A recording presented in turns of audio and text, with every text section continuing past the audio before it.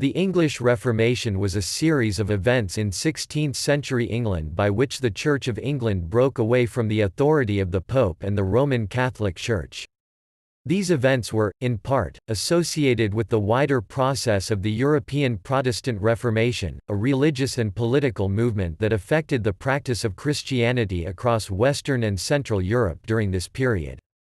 Many factors contributed to the process: the decline of feudalism and the rise of nationalism, the rise of the common law, the invention of the printing press and increased circulation of the Bible, and the transmission of new knowledge and ideas among scholars, the upper and middle classes and readers in general.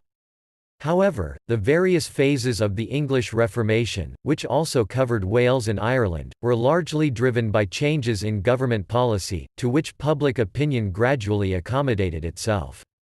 Based on Henry VIII's desire for an annulment of his marriage, the English Reformation was at the outset more of a political affair than a theological dispute. The reality of political differences between Rome and England allowed growing theological disputes to come to the fore. Until the break with Rome, it was the Pope and general councils of the Church that decided doctrine. Church law was governed by canon law with final jurisdiction in Rome. Church taxes were paid straight to Rome, and the Pope had the final word in the appointment of bishops. The break with Rome was effected by a series of Acts of Parliament passed between 1532 and 1534, among them the 1534 Act of Supremacy, which declared that Henry was the supreme head on earth of the Church of England.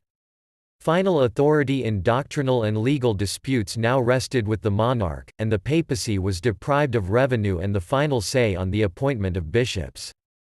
The theology and liturgy of the Church of England became markedly Protestant during the reign of Henry's son Edward VI, largely along lines laid down by Archbishop Thomas Cranmer. Under Mary, the whole process was reversed and the Church of England was again placed under papal jurisdiction. Soon after, Elizabeth reintroduced the Protestant faith but in a more moderate manner.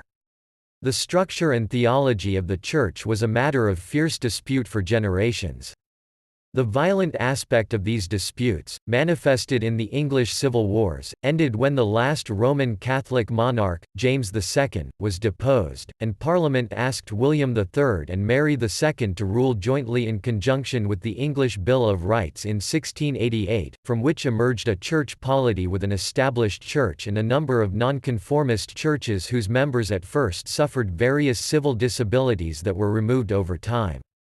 The legacy of the past Roman Catholic establishment remained an issue for some time, and still exists today. A substantial minority remained Roman Catholic in England, and in an effort to disestablish it from British systems, their church organisation remained illegal until the 19th century.